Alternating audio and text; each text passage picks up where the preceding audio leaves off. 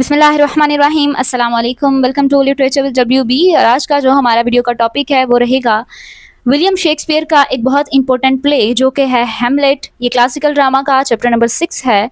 और आज के इस वीडियो में हम लोग सबसे पहले विलियम शेक्सपियर की लाइफ और वर्क्स के बारे में डिस्कस करेंगे, उनकी बायोग्राफी देखेंगे। देन हम लोग हैमलेट की करेक्टराइजेशन करेंगे, उसके बाद उसकी समरी, और एट दी एंड हम लोग थीम्स को डिस्कस करेंगे। और एज यू नो के लास्ट पे इंपॉर्टेंट क्वेश्चंस भी होते हैं, तो मैंने वो भी दे दिए हैं। So without any further delay आज के इस वीडियो को शुरू करते हैं।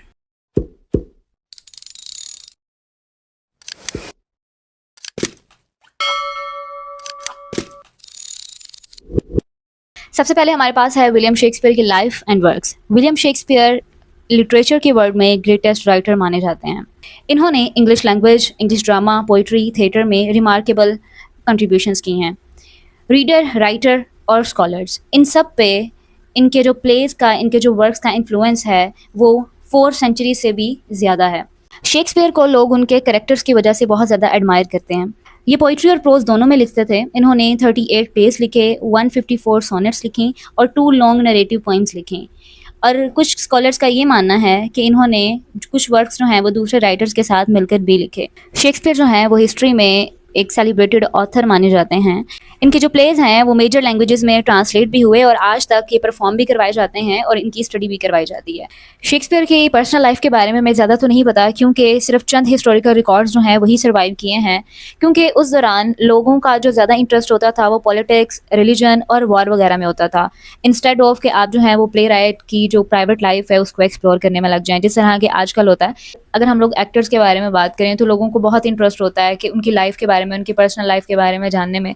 पहले लोगों को इतना शौक नहीं होता था कि वो दूसरों की पर्सनल लाइफ के बारे में एक्सप्लोर करने बैठ जाएं। थिएटर्स का जब बिल्कुल डिक्लाइन हो गया था, वो क्लोज होने के करीब थे 1640s में, तब चंद एक जो बायोग्राफीज़ हैं वो शेक्सपियर के बारे में लिखी गई। शेक्सपियर के जो कंटेम्प्रेरीज हैं, जिसमें क्रिस्टोफर मार्लो भी इंक्लूड हैं, उनकी जो इन्फॉर्मेशन है वो हमें शेक्सपियर से ज़्यादा मिलती है। शेक्सपियर जो हैं वो बैप्टाइज हुए थे 26 अप्रैल 1564 में। बैप्टाइज क्या होता है? क्रिश्चियन रिलीजन में जब कोई बच्चा पैदा होता है उसको चंद दिन के बाद बैप्टाइज किया जाता है। बैप्टाइज का मतलब उस पर या तो पानी जो है वो स्प्रिंकल किया जाता है या फिर पानी में उसको, आप ये कह लें कि उसको पानी में कुछ देर के लिए रखा जाता है। ये एक, आप ये कह लें कि क्रिश्चियनिटी में कि ये जो न्यू बॉर्न बेबी है इसका जो रिलीजन है वो क्रिश्चियनिटी है। उसको बैप्टाइज इसलिए किया जाता है, ये जो न्यू बॉर्न बेबी है उसको क्रिश्चियनिटी के लिए चूज़ कर लिया गया है। अब ये जो बेबी है ये जीसस क्राइस्ट की प्रोटेक्शन में आ गया है, इसलिए जो बेबीज़ हैं उनको बैप्टाइज किया जाता है। माना यह जाता है कि जो रियल डेट ऑफ बर्थ है शेक्सपियर की वो है 23 अप्रैल 1564। 3 डेज़ के बाद इनको बैप्टाइज किया गया था। इनके जो फादर थे वो थे जॉन शेक्सपियर, जो कि एक ग्लव मेकर थे, और इनकी जो मदर थी वो थी मैरी एंड्रन। विलियम शेक्सपियर उनके 8 बच्चों में से तीसरा इनका नंबर था। और ये जो थे वो बड़े बेटे थे जिन्होंने सरवाइव किया अपनी एडल्टहुड तक, क्योंकि इससे पहले इनकी 2 ओल्डर सिस्टर्स थीं जो कि बचपन में ही जिनकी डेथ हो गई थी।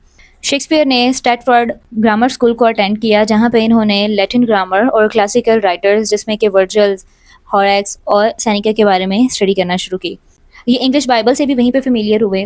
बाद में जब ये लंदन चले गए थे तो इन्होंने वहाँ पे फ्रेंच और इटालियन भी सीखी और अपने नॉलेज को एक्सपेंड किया, जिसने इनको हेल्प की कि वो वाइड वैरायटी ऑफ थीम्स लिखें। At the age of 18 Shakespeare की जो है वो शादी हुई एन हैथवे से, जिनकी एज थी 26 year old. They had 3 children.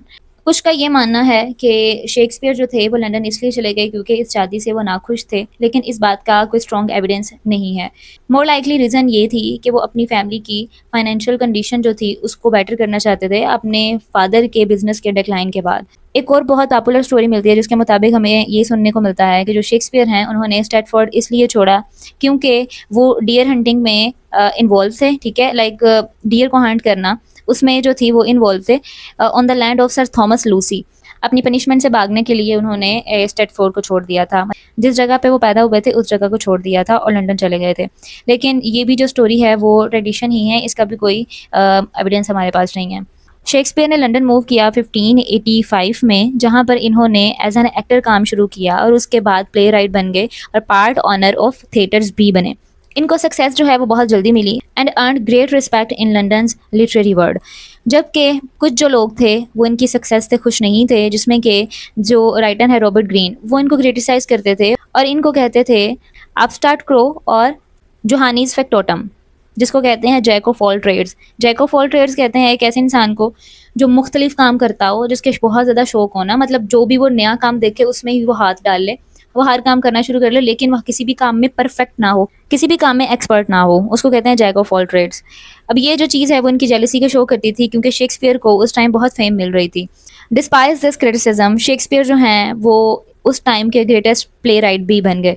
Shakespeare का जो टैलेंट है बहुत सारे राइटर्स ने उसको एडमायर भी किया, स्पेशली बेन जॉनसन ने, जो कि ये कहा करते थे कि शेक्सपियर जो हैं वो किसी एक एज के लिए नहीं है, बल्कि वो हर एक टाइम के लिए हैं, इसलिए इनके प्लेस को टाइमलेस प्लेस भी बोला जाता है। शेक्सपियर जो हैं वो बाद में काफ़ी ज़्यादा वेल्दी हो गए अपनी एक्टिंग के थ्रू भी, और उनके थिएटर्स में कुछ शेयर भी थे। इसलिए शेक्सपियर ने जो अपने मोस्टली वर्क लिखे वो लिखे 1589 से 1613 के दरमियान। इनके जो अर्ली वर्क्स हैं उनमें कॉमेडीज़ और हिस्ट्री प्लेज आ जाते हैं, और बाद में इन्होंने ट्रेजेडीज़ लिखना स्टार्ट की, जिसमें कि हैमलेट, ओथेलो, किंग लेयर, मैथबेथ, ये सब इंक्लूड हैं, और ये जो है वो इंग्लिश लिटरेचर में मास्टरपीस माने जाते हैं। अपने कैरियर के लास्ट ईयर्स में इन्होंने ट्रेजिक कॉमेडीज़ लिखी और बाकी दूसरे प्ले राइट्स के साथ कोलैबोरेट वर्क भी किया। 1611 में शेक्सपियर जो हैं वो लंदन से रिटायर हो गए और स्ट्रैटफोर्ड वापस आ गए। इनकी जो हेल्थ थी वो आहिस्ता आहिस्ता ख़राब होना शुरू हो गई और इनकी डेथ हो गई 23 अप्रैल 1616 को, और इनको होली ट्राइनिटी चर्च में दफनाया गया।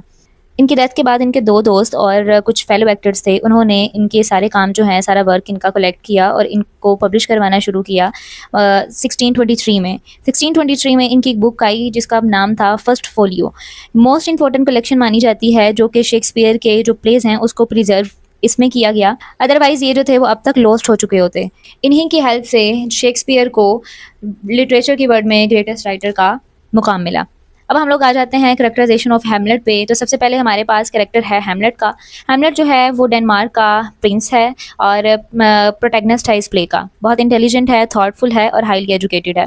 प्ले के स्टार्ट में हम लोगों को पता चलता है कि ये जो है, इसको पता चलता है इसके फादर की डेथ हो चुकी होती है।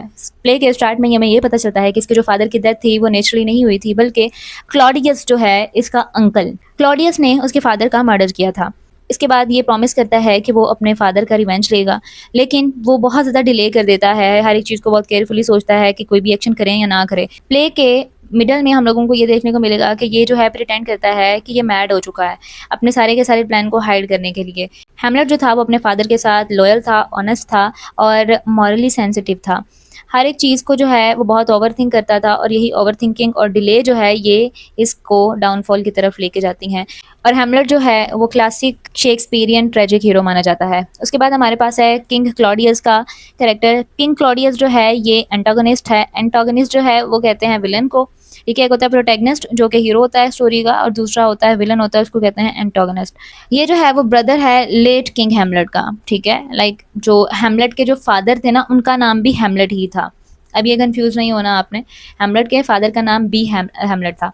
इन अदर वर्ड्स ये हैमलेट के चचा थे। इन्होंने अपने भाई का मर्डर किया था कि ये उसकी जो क्वीन है, जो इसकी क्वीन है गर्टरूड, उसे शादी करे और इसको तख्त मिल जाए, थ्रोन इसको मिल जाए। क्लॉडियस जो था वो बहुत एम्बिशन था, बहुत आप ये कह लें कि मकार किस्म का इंसान था, मैनिपुलेटिव था, और इसको बस पावर की भूख थी। इसको अपने किए गए क्राइम पे गिल्टी भी फील होता था, लेकिन वो अपने थ्रोन को, अपने रिपेंटेंस पे ज़्यादा उसने तरजीह दी। इसका ग्रीड और इसका जो बेट्रियल है वही इसके ट्रेजिक इवेंट का सबब बनता है इस प्ले के। उसके बाद थर्ड कैरेक्टर हमारे पास क्वीन गर्टरूड। गर्टरूड जो है ये हैमलेट की मदर थी और डेनमार्क की क्वीन थी। ये जो है अपने क्लॉडियस से शादी कर लेती है अपने हस्बैंड की डेथ के फ़ौरन बाद, जो हैमलेट को डीपली अपसेट भी करता है। ये अपने बेटे से मोहब्बत तो करती थी, लेकिन इसका जो प्यार था अपने बेटे को लेके वो इतना स्ट्रॉन्ग नहीं था। ये क्लॉडियस का जो क्राइम था उसको फुली उसने अंडरस्टैंड नहीं किया, कि मतलब उसको सीरियस ही नहीं थी इस चीज़ को लेके। और इन द एंड हम लोगों को पता चलता है कि इसने एक्सीडेंटली जो पॉइजन वाइन थी वो पी लेती है और इसकी डेथ हो जाती है। नेक्स्ट हमारे पास कैरेक्टर है ओफेलिया का। ओफेलिया जो है ये पोलोनियस की डॉटर है और हैमलेट का और इसका लव अफेयर था। ये दोनों एक दूसरे में इंटरेस्टेड थे। ये बहुत जेंटल थी, इनोसेंट थी और ओबीडियंट भी थी। ये हमेशा जो है वो अपने फादर और ब्रदर की एडवाइस को फॉलो करती थी। हैमलेट जो है वो इसको रिजेक्ट कर देता है और वो हम प्ले में देखेंगे कि क्या सारा सीन होता है। और उसके बाद इसके फादर को भी किल कर देता है, जिसकी वजह से ये आप ये कह लें कि बहुत ज़्यादा दुखी हो जाती है और इसकी भी डेथ हो जाती है। ओफेलिया जो है ये हम लोगों को ये रिप्रेजेंट करती है कि बहुत इनोसेंट थी और डिस्ट्रॉयड बाय करप्शन अराउंड हर। उसके इर्द गिर्द का जो इन्वायरमेंट था ना वो इतना करप्टेड था जिसकी वजह से उसकी डेथ हुई। उसके बाद नेक्स्ट कैरेक्टर है हमारे पास पोलोनियस का। पोलोनियस जो है वो लॉर्ड चैम्बरलिन था। चैम्बरलिन जो है वो कहते हैं किंग का जो होता है ना कि रॉयल फैमिली में आप ये कह लें कि बहुत ख़ास इंसान जो कि डोमेस्टिक अफेयर्स को देखता है, घर के जितने भी अफेयर्स हैं ना वो उसने देखने हैं, ट्रस्टेड बंदा होता है किंग का। ये फादर था ओफेलिया का और लेयर्टीज़ का। बहुत ये बातूनी बंदा था, प्राउड था और हमेशा दूसरों को ना ये कहता था, एडवाइस देता रहता था। बहुत शौक था इसको दूसरों को एडवाइस देने का और दूसरों की ज़िंदगी में इंटरफेयर करने का भी इसको बहुत शौक था। ये अपने बच्चों की बहुत ज़्यादा केयर करता था और इसकी जो क्यूरियोसिटी है और इंटरफेयर है दूसरों की लाइफ में, यही इसकी डेथ की वजह बनता है। उसके बाद हमारे पास नेक्स्ट कैरेक्टर है लेयर्टीज़ का। लेयर्टीज़ जो है ये पोलोनियस का बेटा है, ब्रदर है ओफेलिया का। ये बहुत ब्रेव होता है, इमोशनल होता है और बहुत जल्दी एक्ट कर देता है। बगैर सोचे समझे कर देने वाला इंसान था ये। अनलाइक हैमलेट, ये जो है वो अपनी फादर की डेथ का जो रिवेंज है हैमलेट से फ़ौरन लेने की सोचता है और जो क्लॉडियस है वो इजीली इसको मैनिपुलेट कर देता है और कहता है कि ठीक है, मतलब उसके साथ जो है वो प्लान बनाता है कि हैमलेट को हम किस तरह से मर्डर करें। उसका मरने से पहले जो है वो लेयर्टीज़ जो है वो एडमिट करता है अपनी गलती को और हैमलेट से माफ़ी मांगता है। नेक्स्ट हमारे पास कैरेक्टर है होरेशियो का। होरेशियो जो है ये हैमलेट का बहुत करीबी दोस्त था और मोस्ट लॉयल कैरेक्टर हम लोगों को इस प्ले में दिखाया गया है। बहुत काम था, वाइज था, ऑनेस्ट था और सेंसिबल था। इसने हैमलेट को बहुत सपोर्ट किया थ्रू आउट द स्टोरी और ये पूरे प्ले में बहुत फेथफुल रहा है उसके साथ। हैमलेट की डेथ के बाद होरेशियो ही बचा था लास्ट पे जिसने कि ये सारी जो ट्रेजिक स्टोरी थी वो बाकियों को बताई थी। उसके बाद नेक्स्ट कैरेक्टर है हमारे पास the ghost of king Hamlet. अभी जो गोस्ट है वो हैमलेट के फादर की है जिनकी कि डेथ हो चुकी है। प्ले के स्टार्ट में ही ये जो गोस्ट है वो आता है और आके हैमलेट को सब कुछ बताता है कि मेरा जो है मेरी नेचुरल डेथ नहीं हुई बल्कि मुझे मर्डर किया गया है और मर्डर जो है वो तुम्हारे अंकल ने किया है, क्लॉडियस ने, थ्रोन लेने के लिए। ये जो गोस्ट है ये रिप्रेजेंट करता है जस्टिस को, ट्रूथ को और डिमांड करता है रिवेंज की। और इसी की जो अपीयरेंस है इसी की वजह से प्ले में सेंट्रल कॉन्फ्लिक्ट जो है, सेंट्रल कॉन्फ्लिक्ट की जो वजह है ये वो यही गोस्ट है। उसके बाद हमारे पास नेक्स्ट कैरेक्टर है रोजेनक्रेंट्ज़ एंड गिल्डेनस्ट्रन। ये दोनों हैमलेट के बचपन के दोस्त थे लेकिन क्लॉडियस ने इन दोनों को हैमलेट के पीछे लगाया हुआ था उसके जासूसी करने के लिए। ये जो थे वो उसको अपने दोस्त के साथ लॉयल होने की बजाय किंग के साथ लॉयल थे और इनकी यही डिसीवनेस जो थी इसी की वजह से इन दोनों की डेथ हो जाती है इंग्लैंड में। उसके बाद नेक्स्ट कैरेक्टर है हमारे पास 14 प्रेस। 14 प्रेस जो है ये नॉर्वे का प्रिंस है। ये बहुत करेजियस इंसान था। अनलाइक हैमलेट ये जल्दी एक्ट कर लेता था अपने गोल्स को अचीव करने के लिए। At the end of the play जब इसको ये पता चलता है कि डेनमार्क का कोई रूलर नहीं बचा, उसकी जो सारी जो फैमिली है, जो रॉयल फैमिली है, उस सब की डेथ हो गई है, तो तब जो है वो ये न्यू रूलर बनता है डेनमार्क का। उसके बाद लास्ट कैरेक्टर है हमारे पास ऑस्ट्रिक का। ऑस्ट्रिक जो है ये एक कोर्टियर है जो कि क्लॉडियस का इन्विटेशन लेके आता है फेंसिंग मैच के लिए। At the end of the play एक मैच होगा जिसमें सबकी डेथ हो जाएगी, वो हम लोग देखेंगे। ये मैच का इनविटेशन जो है वो हैमलेट तक लेके आता है कि क्लॉडियस ने जो है वो आप तलवारबाजी के लिए इनवाइट किया फेंसिंग मैच के लिए। ये पोलाइट तो था लेकिन बहुत ओवर कंसर्न था कि किंग को बस उसने खुश करना है। ये बहुत स्मॉल रोल है इस प्ले में लेकिन इसी का जो रोल है ये फाइनल इवेंट को थ्रू आउट चलने में मदद दी है इसके कैरेक्टर ने। उसके बाद हम लोग चलते हैं समरी की तरफ। ये प्ले स्टार्ट होता है एलिजनोर कैसल में, डेनमार्क में। कोल्ड विंटर नाइट है। 2 गार्ड्स जो हैं वहाँ पर ड्यूटी दे रहे होते हैं। तब जो है वो एक गोस्ट को देखते हैं। अब वो जो गोस्ट था वो लेट किंग हैमलेट का था, ठीक है, हैमलेट के फादर का जिसकी डेथ हो चुकी है। वो उसके हैमलेट के दोस्त होरेशियो को बुलाते हैं कि वो एक अक्लमंद इंसान है, वो हमें इस गोस्ट के अपीयरेंस के बारे में बताएगा कि ये क्यों अपीयर हो रहा है। अभी जो गोस्ट था वो एग्जैक्टली जो है वो डेड किंग की तरह ही था, उसी की शक्ल में आया था। वो प्रिंस हैमलेट को लेके आते हैं ताकि वो गोस्ट से मिल सकें। अभी जो गोस्ट है वो हैमलेट को बताता है कि उसके जो मैं उसके फादर की स्पिरिट हूँ और मुझे जो है वो कत्ल किया गया था, उसके मेरे अपने ही भाई ने मुझे कत्ल किया है, क्लॉडियस ने। उसने जो है वो मेरे कान में जहर डाल दिया था जब मैं सो रहा था। किंग को कत्ल करने के बाद क्लॉडियस जो है वो नया किंग बन गया और उसने उसकी जो क्वीन है गर्ट्रूड उसके साथ शादी भी कर ली जो कि हैमलेट की मदर थी। अब ये जो गोस्ट है वो हैमलेट से कहता है कि वो उसकी मौत का बदला ले। हैमलेट जो है वो प्रॉमिस करता है कि वो अपने फादर का रिवेंज लेगा, लेकिन वो फ़ौरन से एक्ट नहीं करता। फ़ौरन एक्ट करना चाहिए था लेकिन वो फ़ौरन से एक्ट नहीं करता। वो इसके बारे में बहुत ज़्यादा सोचता है और क्वेश्चनिंग जो है वो जारी रखता है कि उसको क्या करना चाहिए। अपनी रियल इंटेंशंस को हाइड करने के लिए वो प्रिटेंड करता है कि वो पागल हो चुका है। इसका ये जो स्ट्रेंज बिहेवियर था वो किंग क्लॉडियस और क्वीन गेर्ट्रूड को बहुत ज़्यादा परेशान कर देता है। वो उसके जो ओल्ड फ्रेंड्स हैं हैमलेट के, जो हम लोगों ने ऊपर डिस्कस किए थे, रोज़ेनक्रेंट्ज़ और गिल्डेन्स्ट्रन, इन दोनों को क्लॉडियस जो है वो उसके पीछे लगा देता है कि तुम जो हो इसकी जासूसी करो और असल वजह बताओ कि इसकी असल वजह क्या है, ये ऐसा बिहेव क्यों कर रहा है। अपोलोनियस जो है वो किंग का एडवाइज़र भी था और जो है वो ये मानता था कि मेरी जो बेटी ने इसको रिजेक्ट कर दिया है जिसकी वजह से हैमलेट जो है वो पागल हो गया।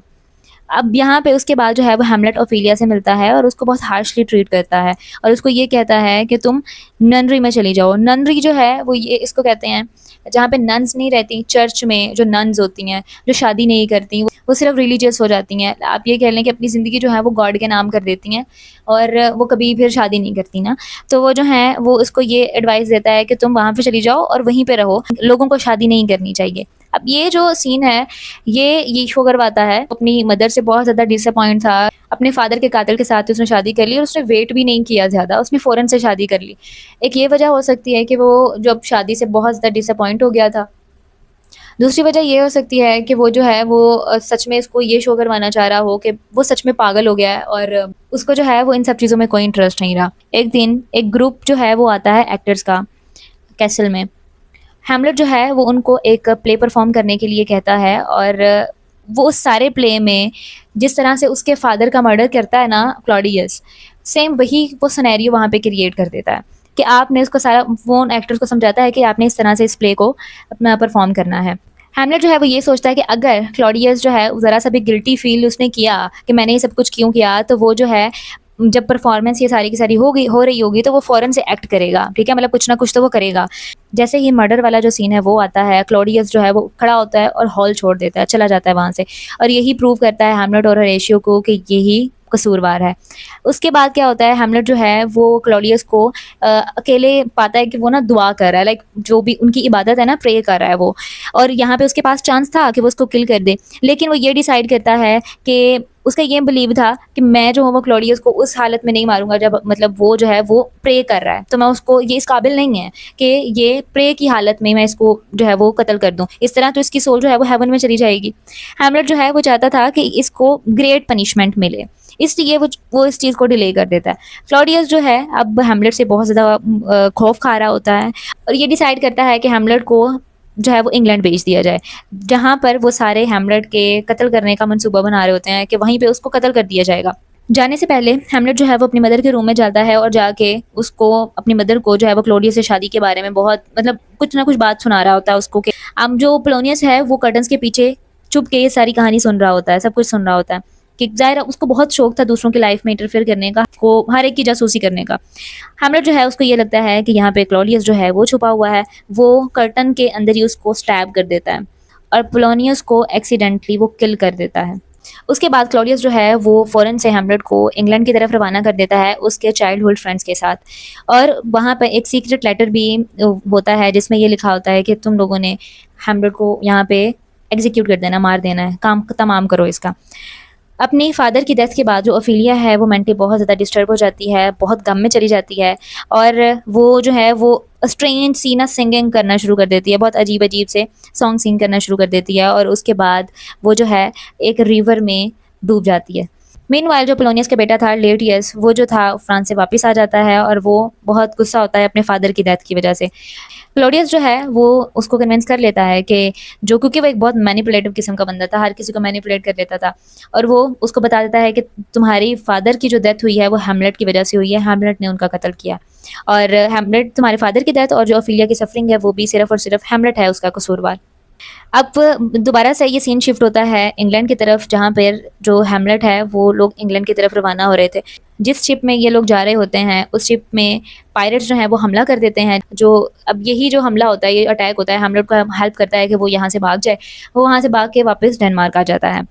क्लॉडियस और लेटियस जो है वो अब यहाँ पे प्लान बना रहे होते हैं कि किस तरह से अब वो हैमलेट को किल कर देंगे। वो एक फ्रेंडली फेंसिंग मैच अरेंज करते हैं और लेटियस जो है वो सीक्रेटली अपनी स्वॉर्ड के साथ जहर लगा लेता है, पॉइजन लगा लेता है अपनी स्वॉर्ड पे।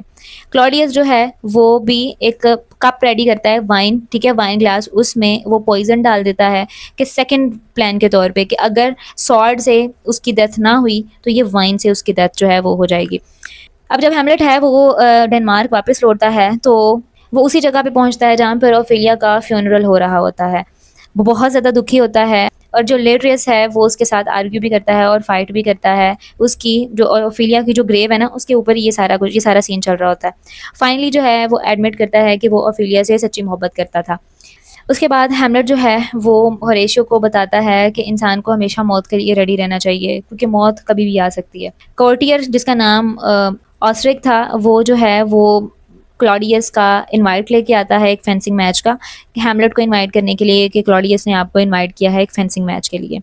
अब इस मैच के दौरान हैमलेट जो है वो पहला स्कोर करता है और उसके बाद वो रिफ्यूज़ कर देता है कि वो वाइन नहीं पिएगा। जो क्लॉडियस जो है उसको ऑफर करता है ना वो रिफ्यूज़ कर देता है कि नहीं थैंक यू, मुझे नहीं चाहिए। अब उसकी पीने की बजाय जो क्वीन गर्ट्रूड है वो पॉइजन जो वाइन थी वो पी लेती है और मर जाती है। लेयरटीज जो है वो अपनी स्वॉर्ड से, अपनी पॉइजन स्वॉर्ड से हैमलेट को ज़ख्मी करने में कामयाब हो जाता है और इसी दौरान, इसी स्ट्रगल में इनकी जो स्वॉर्ड्स हैं वो एक्सचेंज हो जाती हैं और हैमलेट जो है वो लेयरटीज को भी ज़ख्मी कर देता है उसी पॉइजन ब्लेड से। और जब वो मरने के करीब होता है तो जो लेयरटीज है वो एडमिट करता है कि सारा का सारा क्लॉडियस का प्लान था और फिर बाद में पता चलता है कि जो क्वीन है उसकी भी डेथ हो गई है पॉइजनड वाइन पीने की वजह से। अब हैमलेट को बहुत ज़्यादा गुस्सा आता है और वो क्लॉडियस को भी स्टैब कर देता है उसी पॉइजनड स्वॉर्ड से और उसको फोर्स करता है कि जो बाकी बची हुई पॉइजनड वाइन है वो उसको ड्रिंक करे। क्लॉडियस भी वहाँ पे मर जाता है और उसके बाद हैमलेट जो है वो भी जहर की वजह से मर जाता है और यहाँ पर उसका जो रिवेंज है वो कंप्लीट होता है। लेकिन कंप्लीट कैसे होता है कि उसकी मदर की भी डेथ हो गई और ओफेलिया जो थी उसकी भी सारी फैमिली, उसकी भी डेथ हो गई और क्लॉडियस भी गया और हैमलेट की खुद की भी डेथ हो गई। At the end of the play Prince 14 press जो है वो नॉर्वे से यहाँ पर आता है, डेनमार्क आता है अपनी आर्मी के साथ और इंग्लैंड की जो एम्बेसडर हैं वो भी रिपोर्ट करते हैं कि रोजनक्रैंट्स और जो गिल्ड्रेंस्टन था वो उन दोनों की डेथ हो गई है। 14 प्रिंस जो है वो उसको ये पता चलता है कि ये सारी की जो रॉयल फैमिली है उसकी डेथ हो गई है और फिर उसके बाद वो इस किंगडम का कंट्रोल ले लेता है। हैमलेट की फाइनल विश के मुताबिक होरेशियो जो है वो सबको सच्ची स्टोरी बताता है, ट्रू स्टोरी बताता है, सारी की सारी ट्रेजेडी के पीछे जो थी वो क्या कहानी थी वो सब कुछ बताता है और उसके बाद 14 प्रेस जो है वो ऑर्डर देता है कि हैमलेट का सोल्जर फ्यूनरल हो, उसको ऑनर के साथ बरीड किया जाए। ठीक है, हम लोग उसके ऑनर के साथ ये सारा उसका फ्यूनरल होना चाहिए। उसके बाद हम लोग मेजर थीम्स डिस्कस कर लेते हैं हैमलेट का। सबसे पहला है हमारे पास रिवेंज। रिवेंज जो है वो इस प्ले का सेंट्रल थीम है, जबकि स्टार्ट में ही हम लोगों को देखने को मिलता है कि जो गोस्ट है वो आके हैमलेट से कहता है कि मतलब मेरा बदला लो। ज़ाहिर है उसके वो फादर थे तो फादर जो है वो उसको आके सब कुछ बताता है कि मुझे किल किया गया था और मेरा बदला लो।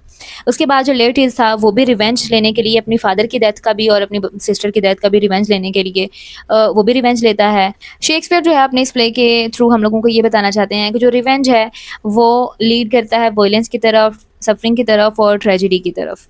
उसके बाद हमारे पास है अपीयरेंस वर्सेस रियलिटी। बहुत सारे कैरेक्टर्स इस प्ले में ऐसे थे जिन्होंने अपनी ट्रू इंटेंशन जो थी वो हाइड की हुई थी। क्लॉडियस जो था वो एक अच्छा किंग तो था लेकिन वो कातिल भी था। हैमलेट जो है उसने प्रिटेंड किया कि वो मैड हो चुका है, पागल हो चुका है और उसके जो चाइल्डहुड फ्रेंड थे वो उन्होंने ये प्रिटेंड किया कि वो बहुत लॉयल हैं हैमलेट के साथ, लेकिन सीक्रेटली वो उसकी जासूसी कर रहे थे। अब इस प्ले में ये बताया गया है कि जो अपीयरेंस है वो समटाइम्स धोखाधही भी हो सकती है, कि ज़रूरी नहीं है कि जैसा आपको नज़र आ रहा हो वैसा ही हो। उसके बाद हमारे पास है मैडनेस।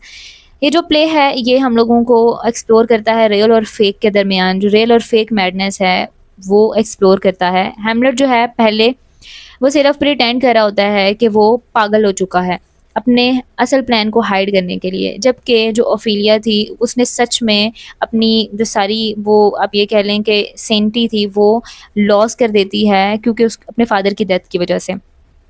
शेक्सपियर जो है वो यहाँ पे एग्जामिन करना चाह रहे हैं कि किस तरह से ग्रीफ और सफरिंग जो है वो ह्यूमन माइंड को इफेक्ट कर सकती हैं। फोर्थ वाला हमारे पास है करप्शन एंड डीके। अब डेनमार्क की ये जो किंगडम था ये पूरा का पूरा करप्टेड था, ठीक है, क्योंकि क्लॉडियस ने जिस तरह से पावर गेन की उसका वो पावर गेन करने का तरीका ही गलत था, वहीं से करप्शन का आगाज़ हो जाता है।